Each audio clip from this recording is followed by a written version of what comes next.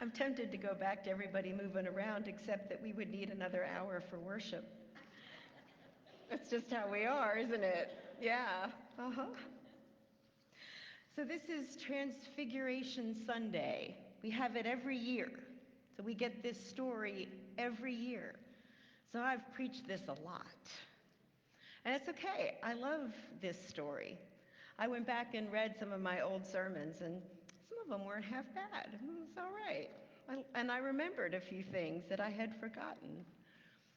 But this time, working with this story, I really just have one point. And I started thinking about it, and actually, my ministry, I think my call in the world, when it comes down to it, really just has one point. And as I was thinking about this story, reading it again and again, I thought of how much it reminds me, this transfiguration story is a rework of the baptism story. Like if you were doing a mashup, if they were two songs, they would go together perfectly. I would do that for you, except that that is not my call and talent. But I invite you to listen for and hear the word of God as it's found in these two stories. First, the baptism of Jesus, as recorded in Matthew chapter 3, starting with verse 13. Then Jesus came from Galilee to John at the Jordan to be baptized by him. John would have prevented him, saying, "I need to be baptized by you, and you come to me?" But Jesus answered him, "Let it be so now, for it is proper for us in this way to fulfill all righteousness." Then John consented. And when Jesus had been baptized, just as he came up out of the water, suddenly the heavens were opened to him, and he saw God's Spirit descending like a dove and alighting on him. And a voice from the heavens said, "This is my Son, the beloved, with whom I am well pleased." And now I'm going to begin a little bit before the Transfiguration starts, set it up. In Matthew 16, verse 21. From that time on, Jesus began to show his disciples that he must go to Jerusalem and undergo great sufferings at the hands of the elders and the chief priests and the scribes, and be killed, and on the third day be raised. And Peter took Jesus aside and began to rebuke him, saying, "God forbid it, Lord. This must never happen to you." But Jesus turned and said to Peter, "Get behind me, Satan.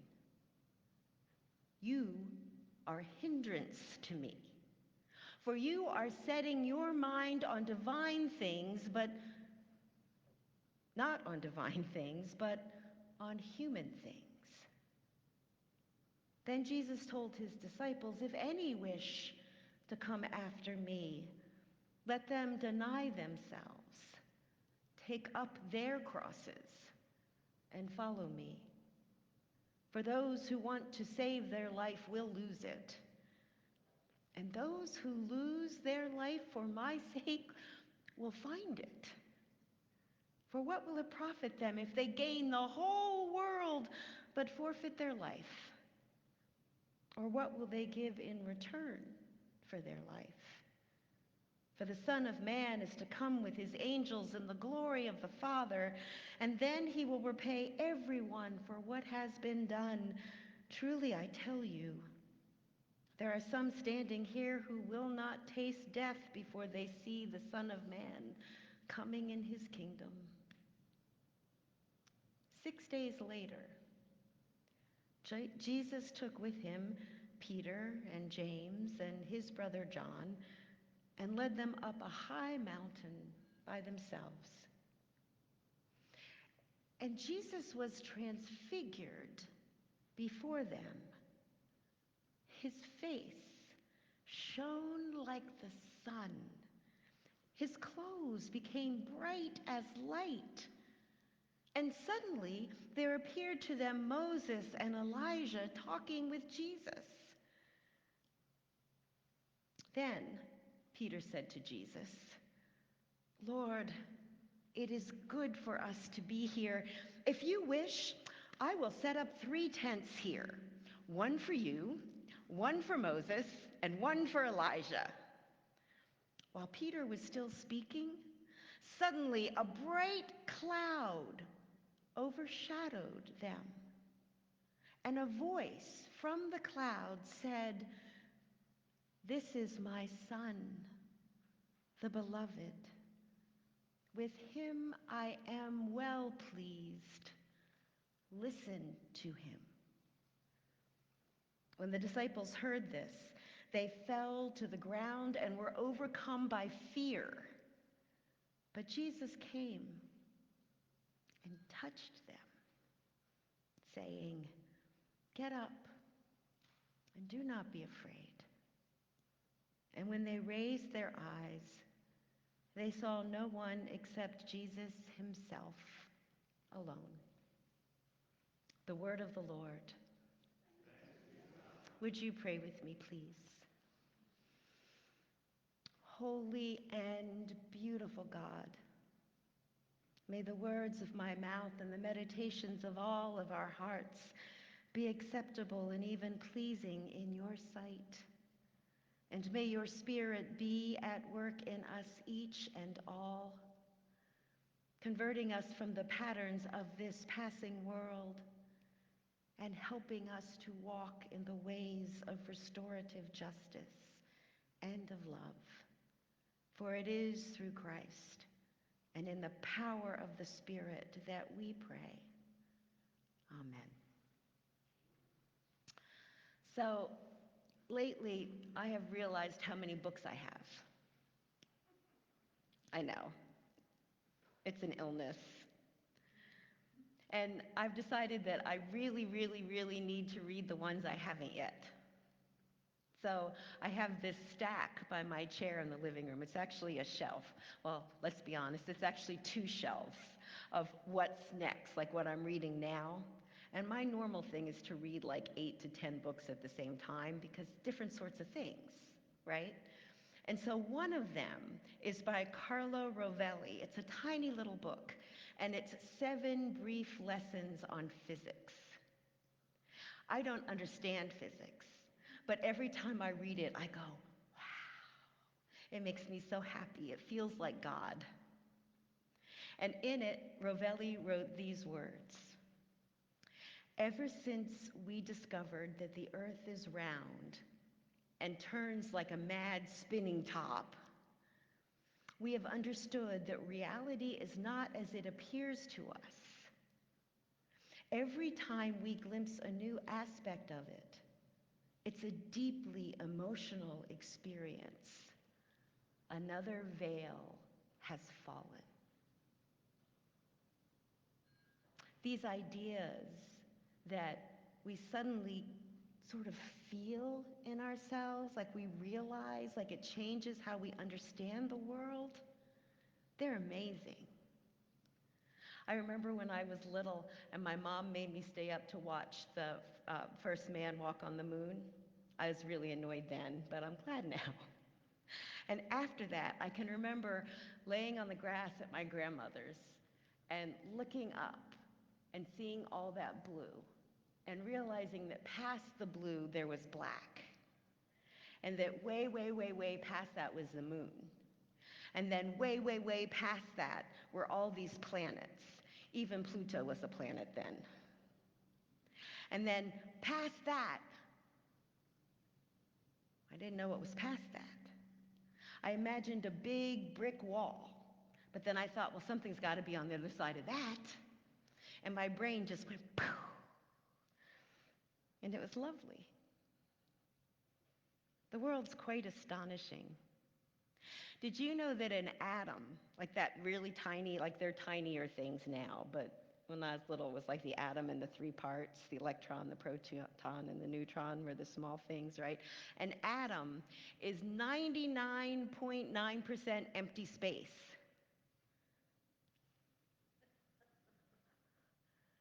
You, every one of you, well, give or take, are 7 billion billion atoms.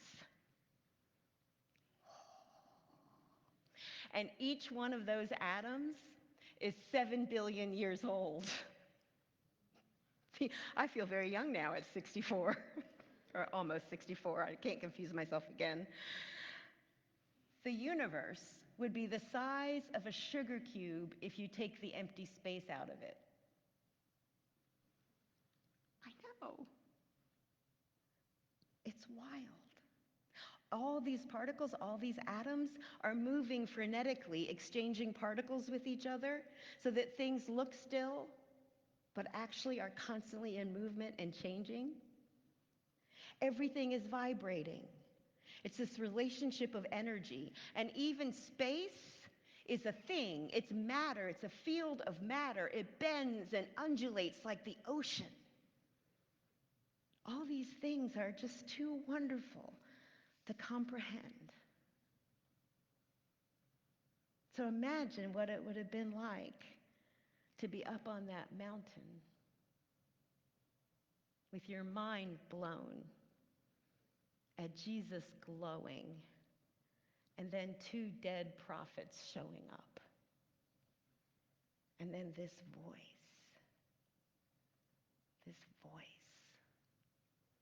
This is my son, the beloved. One translation, several of them say, "This is my son whom I love and with whom I am delighted. Listen to him." Now, this story comes after Jesus has set his face to Jerusalem. And he's been healing and preaching and teaching for 3 years, and now he knows what's next, what inevitably has to happen. He saw John the Baptist arrested and executed. He knew what he was saying. He knew what the Herodians and the scribes and the chief priests and the Sadducees were plotting. He knew he didn't have much time left. And he told the disciples that he had to suffer and die and that he would be raised again. But what did that mean to them?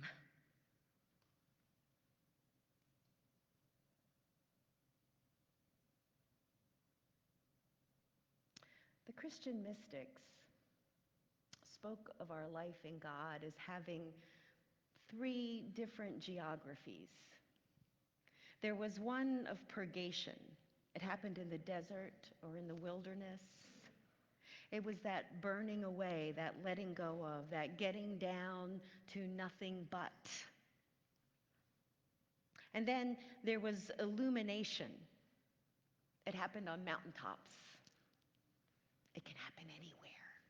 But the image for it, the geography for it's a mountaintop, because they imagined God up there.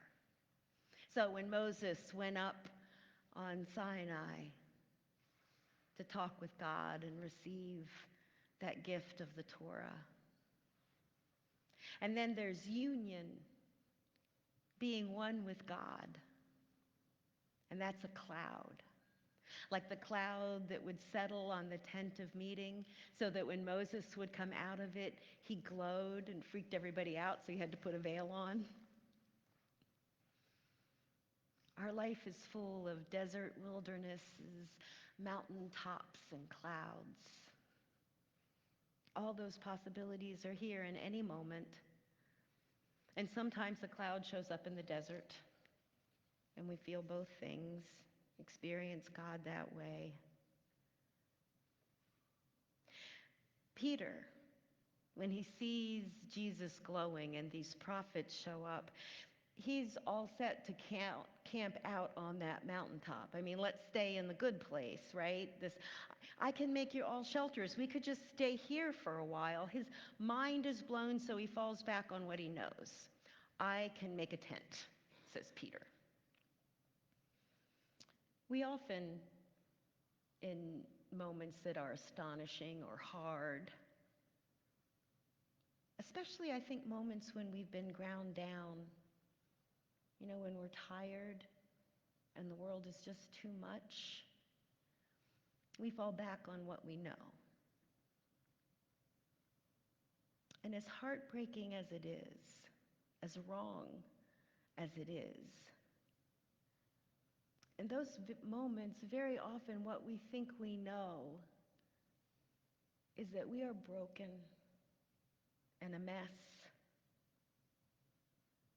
And there's a loud voice in the world telling us that we are so full of sin that God can't even look at us, or wouldn't be able to, if he hadn't taken flesh and died for us, if his God's Son hadn't been beaten and tortured and nailed to the cross for us. Because something astonishing had to happen for us to be worthy of love. Sometimes what we know kills us. It keeps us from being able to be alive and whole and free and for love to flow through us into the world. It robs us of our birthright. Because I think this story reminds us of our birthright. I know it's a story about Jesus, and Jesus is not the same as us. Right? I know that we are not all the fullness of God dwelling in each of us. I get that. And what the church has been teaching for 2,000 years plus about Jesus is that he's also fully human, and that he is the best revelation of what humankind is. And when God says to him, "You are my beloved child, and I delight in you," I think it's essential that we understand God says that to us as well. In our baptism, in that sacrament of the invisible made visible, of God's grace made manifest in an action, we are declared a child of God, beloved of God, marked by God with the cross of Christ, and filled with the Spirit of the living God. That is our identity. The first thing, the most real and true thing about every single one of us is that we are children of God who are beloved. And Christ came that our joy would be complete. The thing most true about us is that we are bodies made of stardust filled with the breath of God. I have said this to you 8,012 times, and I will say it that many times again, as long as I have breath. Because this is the most true thing. And it's the thing that, knowing it, will allow us to go on and do the next. Jesus, that peasant from Nazareth, needed God to say to him, "You are beloved and I delight in you," before he was snatched away into the wilderness to figure out who he was and what he had to do next. Jesus needed to be on that mountaintop and hear God say to him, "This is my son, the beloved, with whom I am well pleased," before he took that walk into the gates of Jerusalem. We need to know we are loved before anything else is possible. And it's a battle. It's a struggle. And I'm sorry. It's the most true thing. The thing I know because when I was a little girl at the bus stop, God showed up and beamed upon me. So I know it. I read it in the Bible, but there's a lot of other stuff in the Bible too, and we could throw verses back and forth at each other all day long about loved, not loved, full of glory, full of sin. I know it's all in there, and I'm not saying that we don't sin and that God doesn't want to pull God's hair out from time to time, and that we are frustrating and stiff-necked and stubborn and all those things. We do the thing we do not wish to do, and still, in every moment of that, there is nothing we do that God can't bear to look at. There is nothing we do that separates us from God who loves us. No matter what we are doing or have done, God is reaching down with those arms of a mother saying, honey, come here. Come here. Let me hold you. It's the most true thing. There are other voices in the church that will tell you something else. And I'm not even going to say maybe they're right, because I don't think they are. A few years ago, I had a new boss, and she didn't like my theology. She gave me a prayer of confession to read in worship. To be fair, it's in the Book of Common Prayer. It's a legit prayer in the Reformed tradition. It started out, "We are not worthy of your love, O Lord." I told her I couldn't read it. For years and years and years, I stood in front of the people and said, God adores you. You delight the Holy One. God can't wait to see what you are going to do. In any moment, even when you can't stand yourself, God is loving you. Love is our birthright. Not only that, God is love.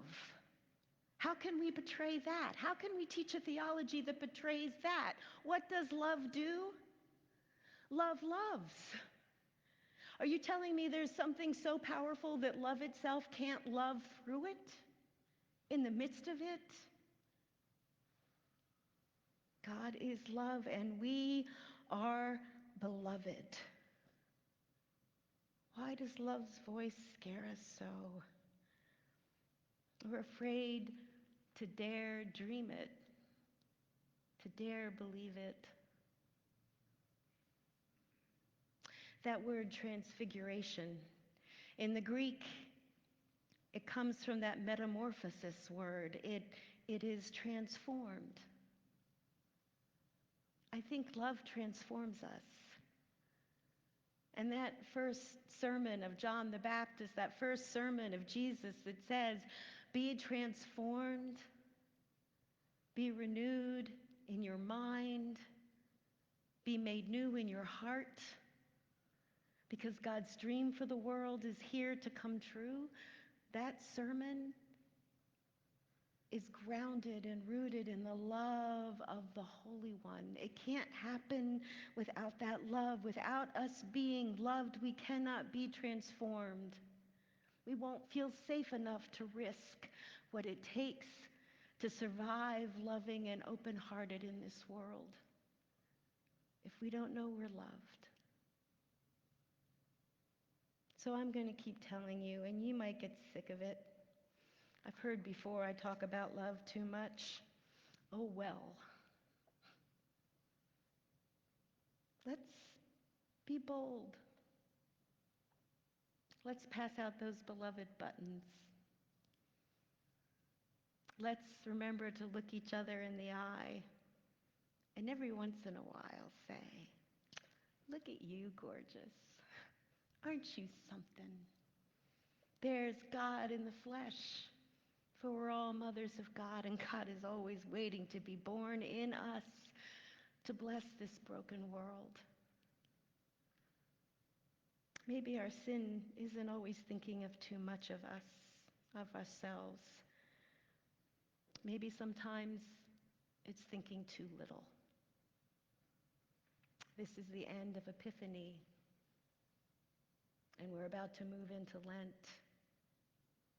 And this Wednesday, we'll gather back in this place in the night, and we'll be reminded of our mortality.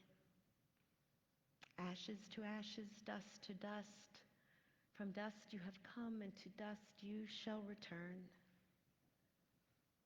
How do we bear that if we know we're not held in love? Next Sunday, I'll be standing here talking about Jesus in the wilderness with Satan. I think we've all been there. How would Jesus have bared that if God hadn't called him beloved? And now we're remembering that Thursday night